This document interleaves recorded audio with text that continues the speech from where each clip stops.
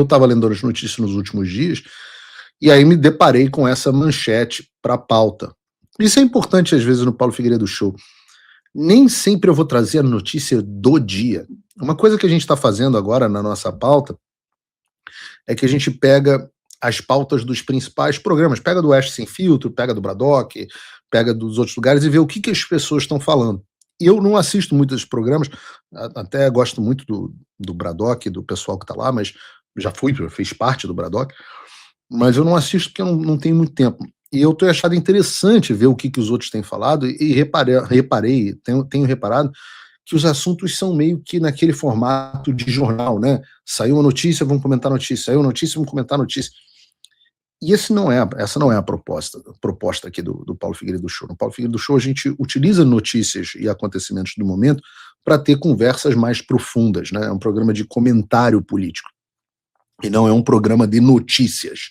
Você não está aqui para ouvir o que aconteceu. Você está aqui para entender contexto nas coisas que estão acontecendo e como isso está inserido em alguma coisa maior. É isso que eu me disponho a fazer. Mas, pois bem, eu estava vasculhando as notícias dos últimos dias e uma delas foi que eu me deparei com a seguinte manchete. Em meio ao caso Master, Moraes nega que a STF permita conflito de interesse. E é isso mesmo, segundo o Alexandre, e a gente viu o vídeo dele falando isso, há muita má fé nas críticas que são feitas ao Supremo, e eu, em vez de colocar o vídeo dele aqui, eu vou colocar as aspas. As aspas dele são as seguintes, exatamente o que o Alexandre disse. O magistrado não pode ter ligação com o processo que julga, e todos os magistrados, inclusive o da Suprema Corte, não julga nenhum caso em que se tem ligação. Então, segundo o Alexandre, está confirmando, não existe conflito de interesse no STF. Não há nenhum magistrado julgando processos com o qual ele tem alguma ligação. Então, já que ele recebeu todos os prêmios de salvador da democracia durante anos e anos da imprensa, da Faria Lima, dos setores burocráticos da sociedade, a gente pode ficar tranquilo, né? Não é, por exemplo, como se o próprio Jair Bolsonaro tivesse sido julgado pelo Toffoli, que é ex-advogado do Partido dos Traficantes e ex-advogado-geral da União do Lula. Não é como se o Bolsonaro tivesse sido julgado, por exemplo, contra o Flávio Dino, que era governador do Maranhão, enquanto já era presidente da República, e que sempre fez oposição a ele, além de ter sido também ministro da Justiça do Lula e de mover uma ação em curso na justiça contra o próprio Jair. Não é como se o Bolsonaro tivesse sido julgado pelo próprio Alexandre, seu inimigo declarado. Não é como se ele tivesse sido julgado pelo Cristiano Zanin, que era advogado do Lula. Fiquem tranquilos. Ninguém no STF faz isso de julgar caso onde há conflitos de interesse. O Toffoli, por exemplo, né? Ele nunca suspendeu 10 bilhões de reais de multa da JBS, enquanto a esposa dele, a Roberta Rangel, atuava como advogada da JBS. Isso tudo é muito odioso, né? É proposital, né, Alexandre, a gente citar essas coisas. É para atacar as instituições. Não importa que de fato tenha acontecido, mas é tudo muito antidemocrático da nossa parte apontar esses fatos.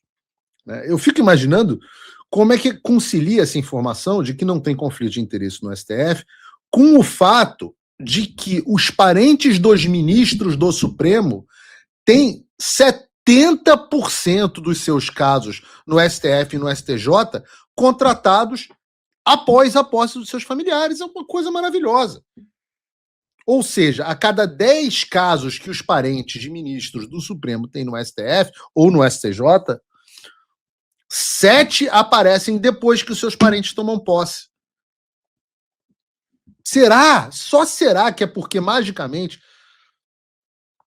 as pessoas, não sei, passaram a perceber que eles eram excelentes profissionais, não eram valorizados pelo mercado? Ou será, talvez, que eles, como parentes de ministro do Supremo, têm como conseguir resultados, conexões, reuniões, acesso que outros advogados não conseguem? Eu diria a vocês, 98% dos advogados do Brasil sequer conseguem hoje uma audiência para despachar com o juiz da própria causa. Vocês que são advogados, no caso aqui, me digam se eu estou certo ou se errado. E como que alguém pode dizer que não há conflito de interesses? E que o fato de apontar isso é criminoso.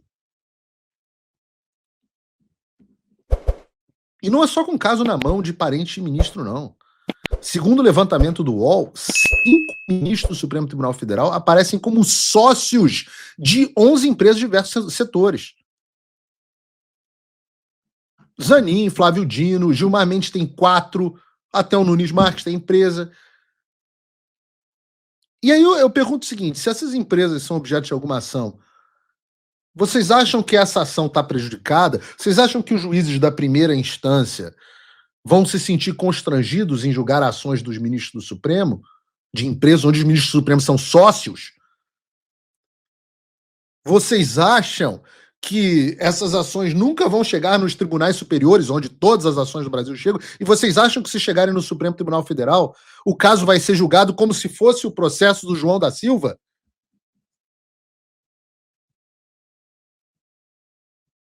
É óbvio que nós temos conflito de interesse. É óbvio que o Supremo Tribunal Federal se tornou um balcão de negócios, o maior balcão de negócios do Brasil. É óbvio, 129 milhões de reais de obviedade de que hoje a justiça se tornou um grande balcão de tráfico de influências. Onde Lewandowski é contratado, onde parente ministro é contratado, a mulher do Alexandre, por aí vai. A mulher do Alexandre agora está sendo contratada também para mais um caso, que também vai cair no Supremo Tribunal Federal. É a nossa Neymar da advocacia brasileira. Já falamos, né? O Lula tinha o seu Ronaldinho, que era o Lulinha, que agora a gente descobre que recebe mesada de propina do careca do INSS, e o Alexandre de Moraes tem a sua Neymar, que não joga, que não entra em campo, mas ainda assim recebe o maior salário da advocacia brasileira. Isso, pô, eu vou dizer uma coisa para vocês, assim, o Constantino até tinha feito um comentário que eu gostei. Aliás, ela vou, olha, segurem, Kim Paim fica, hoje lá vou eu elogiar o comentário do Constantino, lá vou eu elogiar o Constantino, não vai ter faniquito, não. O comentário dele, que foi muito correto, foi assim, não, parece até que o Alexandre não quer acabar com a necessidade de laranjas, porque no caso do Toffoli foram laranjas, no caso da mulher do Alexandre, ele é uma laranja, eles querem acabar com a necessidade de laranjas, o Alexandre quer poder ele mesmo atuar como advogado. E eu comentei fiz um tweet em cima do comentário do Constantino, dizendo assim, ora, mas eu acho até que é melhor mesmo, porque não é nem um pouco sutil os irmãos do ministro Toffoli terem sociedade num resort, que você chega lá, o dono do resort é o Toffoli passa 200 e tantos dias por ano lá, tem um barco lá e tem uma casa que é a casa dele lá e leva todo mundo lá com um cassino clandestino, e o negócio fica, eu não tô de sacanagem depois que eu vi isso, na Rua dos Laranjais. O endereço do resort é na Rua dos Laranjais. Eu não sei se é uma coincidência do destino ou se é para esfregar na cara da sociedade. No caso do Alexandre de Moraes, eu não vejo nenhuma sutileza. Viviane Barça de Moraes era uma advogada desconhecida. O escritório Barça de Moraes Advogado fica na sede do escritório que antigamente se chamava Alexandre de Moraes Advogado. A decoração do escritório não mudou. Mudou só o letreiro. Tiraram Alexandre de Moraes Advogados para botar Barça de Moraes Advogados.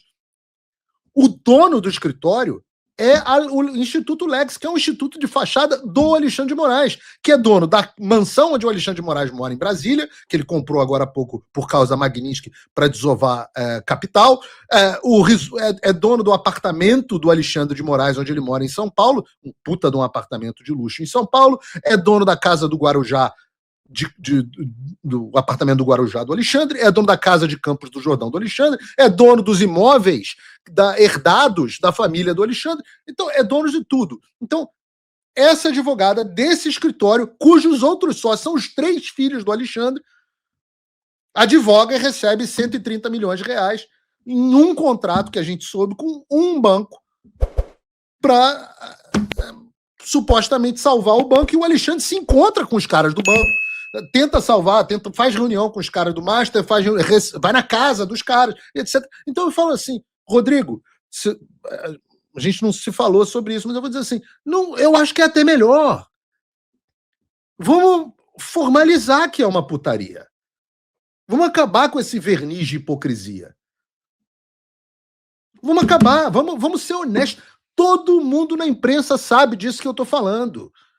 Todo mundo na imprensa fingia que não sabia da putaria que estava acontecendo. Agora começaram a se falar. Mas vocês aplaudiram, vocês disseram que esse cara era o salvador da democracia. Agora ele está dizendo que vocês estão os atacando, que é odioso, que é criminoso, o que vocês estão fazendo da mesma forma que fez comigo, da mesma forma que fez com o próprio Rodrigo, da mesma forma que fez com o Alan, da mesma forma que fez com o David Agape, da mesma forma que fez com todo mundo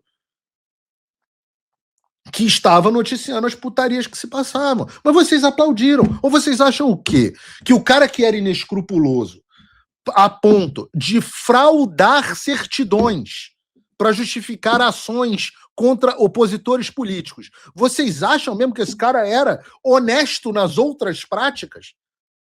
Que era um desvio pontual de caráter? Vocês sabiam, e vocês bateram palma. Vocês sabiam do escritório da Viviane de Moraes. Eu já ouvi essa história de milhões de empresários. Eu não sou o jornalista mais bem informado do Brasil. Tem um monte de jornalista mais bem informado que eu. Tem jornalista que vive de coluna de fofoquinha do que está acontecendo no dia. E vocês aplaudiram esse tipo de coisa.